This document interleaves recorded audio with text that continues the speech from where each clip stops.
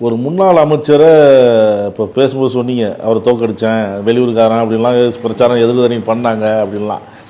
ஒரு முன்னாள் அமைச்சரை தோற்கடிச்சிட்டு மற்ற தொகுதி வேற.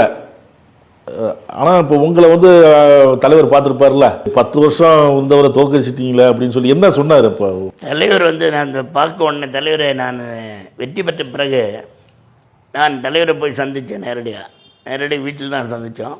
அது அமைச்சர் தான் கூப்பிட்டு போனார் இங்கேருந்து எல்லாரையும். போயிட்டு நான் தனியாக என்னும்போது பார்த்தேன். பார்த்துட்டு விஷ் பண்ணிட்டு ஒரு வேட்டியை கொடுத்தான்.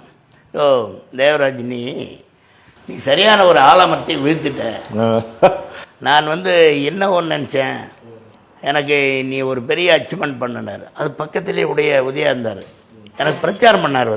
உதயநிதி ஸ்டாலின் புதுப்பேட்டை, நாற்றம்பள்ளி, அப்படியே திருப்பி அந்த மல்லகுண்டா இதெல்லாம் திருப்பத்தூர் வரைக்கும் பண்ணிட்டு மறுநாள் அந்த தொகுதிக்கு போனார். அவர் சொன்னார், அண்ணே எனக்கு கொஞ்சம் நிதிநிலை கொஞ்சம் கஷ்டமாக இருக்குது, விவசாயி நான் என்ன பண்ண முடியலன்னு.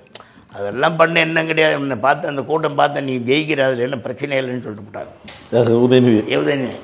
அவர் பக்கத்தில் இருந்தார். எனக்கு துண்டுக்கிட்ட அவர் கொடுக்கறதுக்கு கவனமும் இல்லை, என்ன இல்லை. அதுக்கு மேலே துண்டு எடுத்து சொல்லுமே, எங்கள் பிஏ கூட நான் பக்கத்தில் அப்போ துண்டு எடுத்து அவருக்கு போட்டேன். நானும் உனக்கு அன்றைக்கி சொன்னேன்ல, நான் அந்த புதுப்பேட்டை கூட்டத்தில் பார்த்த உடனே மக்கள் ஒரு மகிழ்ச்சியாக இருந்தாங்க.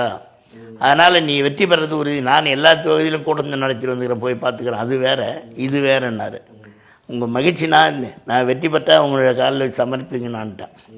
அப்போ போய் துண்டு போட்ட போது தான் சொன்னேன், நீ அங்கே மட்டும் பெரிய பார்த்து இல்லைன்னு எனக்கு நீ கவனிக்கலன்னு. அதுக்கு மேலே ரொம்ப மகிழ்ச்சியாக பேசினாங்க ரெண்டு பேருமே மன நிறைவோடு.